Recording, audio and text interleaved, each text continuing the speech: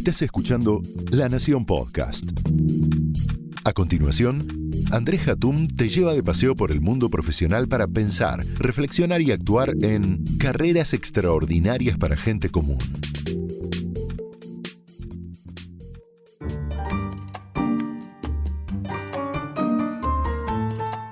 Buenos días a todos, espero que hayan tenido una buena jornada. Hoy vamos a hablar sobre lengua, género y lenguaje inclusivo que afecta a todes. Mentira. Así comienzo este capítulo de podcast sin temor a ser escrachado por les que quieran hacerlo. La realidad es que la inclusión y diversidad pasa por otros lugares más relevantes que el lenguaje. Es más, en mi opinión, el lenguaje inclusivo es un esnobismo muy atractivo para progresistas que nada tiene que ver con las necesidades verdaderas de inclusión y de diversidad en las organizaciones. Pero antes de insultarme, analicemos algunos números y temas que nos pueden dar una perspectiva diferente sobre la inclusión y dejar el lenguaje inclusivo para cuando resolvamos los temas más relevantes de esa agenda.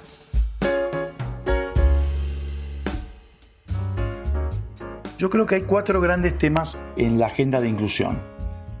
Primero, la diversidad de género. Este es un tema acuciante que, si bien ha mejorado en los últimos años, no termina de generar que las mujeres estén representadas en el top management de las empresas de forma equitativa con los varones. ¿Es acaso falla de equidad? Sí, definitivamente es falla de equidad. Y no es lenguaje inclusivo, Estamos hablando de que es una campana de acero que no les permite a las mujeres estar bien representadas dentro de lo que se llama Top Team o las 10 posiciones más relevantes de la empresa. Esto sucede por lo que los ingleses llaman broken rank o peldaño roto, que termina retrasando la carrera de la mujer. ¿Cómo funciona el broken rank? La inequidad inicial en las carreras de las mujeres tiene un impacto enorme en la proyección futura.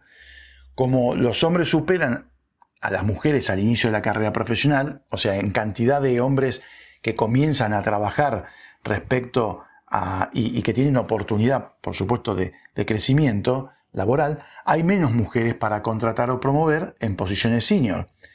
Y así es como llegamos a que en Argentina 72% de los puestos relevantes de decisión son ocupados por hombres y 28% por mujeres. ¿El resultado? Organizaciones machirulas de pura cepa. Escuchemos a Eugenio Marchiori, doctor en Sociología, profesor en la Escuela de Negocios de la Universidad Torcuato Di Tella y experto, entre otros temas, en diversidad y género.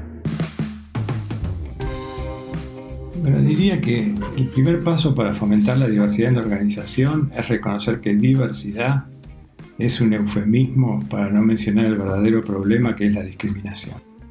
¿Qué pasa? Para una empresa decir que acá fomentamos la diversidad queda bien. Ahora decir que acá combatimos la discriminación queda mal. ¿Por qué? Porque sería reconocer que dentro de las paredes de la empresa hay discriminación. ¿Y saben qué? En realidad, en todos lados hay discriminación. Incluso en aquellas organizaciones que son realmente más inclusivas hay discriminación. Porque la discriminación es algo inherente a la persona. La discriminación no es otra cosa que un mecanismo de defensa que nos viene de fábrica. Simplemente tenemos miedo a lo que es diferente y cuando estamos en piloto automático lo rechazamos, ¿no? La primera reacción es rechazarlo. Entonces el primer gran paso para combatir la discriminación y para estimular la diversidad es saber que discriminamos. Ahora, fenómeno, ¿nos resignamos y no hacemos nada? No, obvio que no. Pero la discriminación no la vamos a combatir poniendo es o x al final de las palabras. La discriminación se combate reconociendo que todos discriminamos. El segundo paso sería entender de qué manera combatir la discriminación agrega valor a la empresa. Entonces, hay distintas maneras en que la diversidad le agrega valor a la empresa. La primera sería que es un fortalecimiento de la imagen de la corporación. Es más, diría que hoy es casi imprescindible, ni siquiera es una capacidad, casi es algo, es un no-go, es un elemento que si no lo tiene, esa organización directamente va a ser olvidada por sus clientes, ¿no? Y rechazada por la sociedad. Por otra parte, ayuda a comprender a los clientes. Si tenemos personas diversas, personas que se parecen a los clientes, es mucho más fácil generar empatía y comprender qué problemas tienen y ayudarlos. Además hay mayor capacidad de innovación, no solo porque distintos puntos de vista que ofrecen o que brindan las personas diversas permiten distintas soluciones, sino porque también se ve que trabajando en conjunto las personas diversas generan una dinámica que las hace más creativas como grupo. Desde luego aumenta la base del talento, descartar todo un grupo directamente quita la posibilidad de un montón de gente que podría incorporarse a la organización y agregar valor. Mejora el clima, un ambiente donde se discrimina se vuelve tóxico prácticamente en el acto.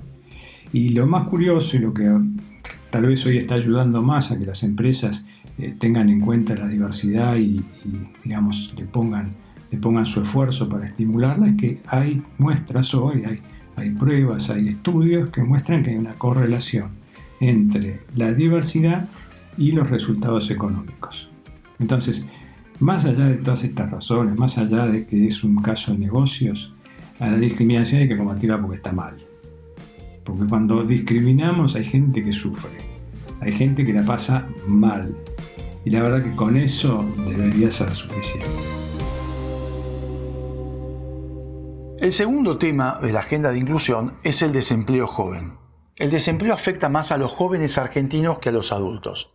Según datos del INDEC, la tasa de desempleo en los jóvenes más que duplica a la población adulta en general. Y es una tendencia que yo diría viene ampliándose desde el 2004 según las cifras que se pueden analizar. La Argentina, por otra parte, es el país con mayor desempleo juvenil en la región. Además, el desempleo afecta más a los jóvenes que lo necesitan. ¿Esto qué significa? Los provenientes de hogares de menores ingresos. Mientras el 26% de los jóvenes del quintil de más bajos ingresos es desempleado, solo el 9% de los jóvenes del quintil más alto está en esa situación. El género es otro predictor de vulnerabilidad laboral también. El 25% de las mujeres jóvenes está desempleada frente a un 15,4% de los varones. Y estos son datos previos a la pandemia. No me quiero imaginar post pandemia cuando tengamos un panorama de lo que quedó. Vamos a ver que los más jóvenes van a tardar mucho más tiempo en conseguir empleo. Argentina, señores, sí, un país injusto. El tercer tema de la agenda de inclusión es la diferencia salarial. Según la OIT, la Organización Mundial del Trabajo, la brecha salarial entre hombres y mujeres a nivel mundial es superior al 25%. Dentro de los países latinoamericanos, alcanzados por el estudio de la OIT, Argentina posee la brecha más elevada, entre el 24,1 y 25%. Por supuesto que esta situación depende, de qué sector se esté hablando. En un reporte del CIPEC se remarca que la brecha salarial promedio es 22,7%, pero es mayor en actividades mejor remuneradas. Por ejemplo, pese a la paridad de puestos, en actividades ligadas a servicios financieros y empresariales, la diferencia supera el 28%, mientras que en el comercio minorista se reduce al 15%. A ver, mientras más arriba la mujer esté en posiciones directivas, mayor va a ser la brecha salarial. Absolutamente injusto y desmotivante. Así que imaginemos este diálogo en una empresa ficticia. Estimade Leticia, estamos felices de tenerle acá con nosotros. Estamos encantados con tu promoción a gerente. Pero sabé que vas a ganar 25% menos que tus colegas masculinos. Bienvenida, Leticia, al mundo de la inequidad, donde las mujeres no solo son excluidas de muchas posiciones, también son estafadas. Leticia va a estar feliz por poder usar el lenguaje inclusivo, que la excluye de la equidad. El último tema que les propongo para la agenda de inclusión es la inclusión de los excluidos. A esto básicamente me refiero al colectivo transgénero, travesti y transexual, que en el país es el que más sabe de exclusión. Más del 90% de este colectivo vive en la informalidad laboral y entre el 90 y 95% encuentra su sustento en la prostitución. Las personas trans no viven mucho tiempo. La edad promedio de vida es de 35 a 40 años. La informalidad en la que viven y la prostitución las hace vulnerables a enfermedades, violencia y exclusión. A la hora de enfrentarse en el mercado laboral son las primeras descartadas. Escuchemos a Valeria Licciardi, mujer trans, emprendedora y abanderada de los derechos colectivos trans, para poder entender un poco más qué significa la inserción laboral del colectivo trans.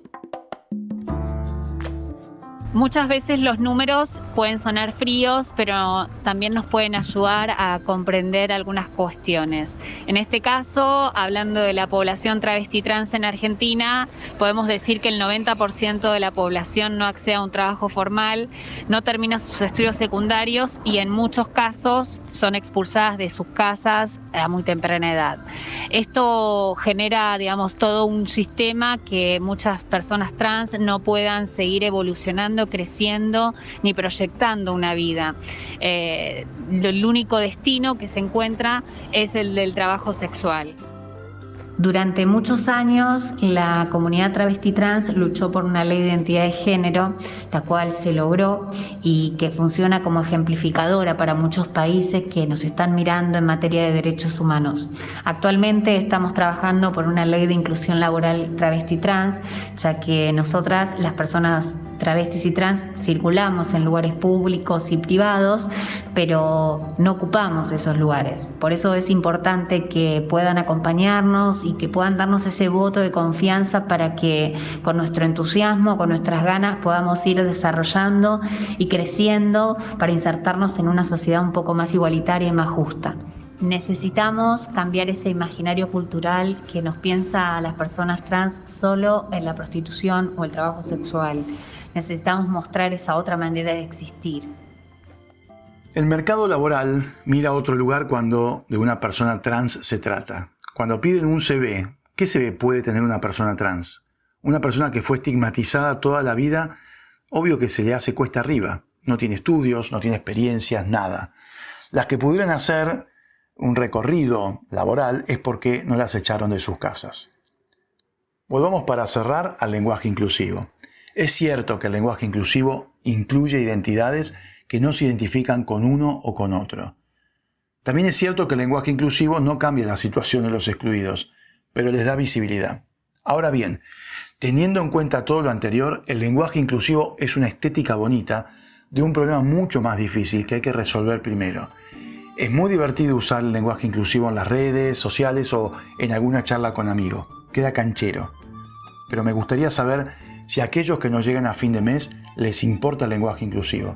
Mi sentido común dice que seguramente están pensando en comer. Hablen como quieran, pero que no les mientan. El lenguaje inclusivo no es un problema de fondo, es solamente el envase de un tema mayor. Gracias. Soy Andrés Hatum. Esto fue Carreras Extraordinarias para Gente Común.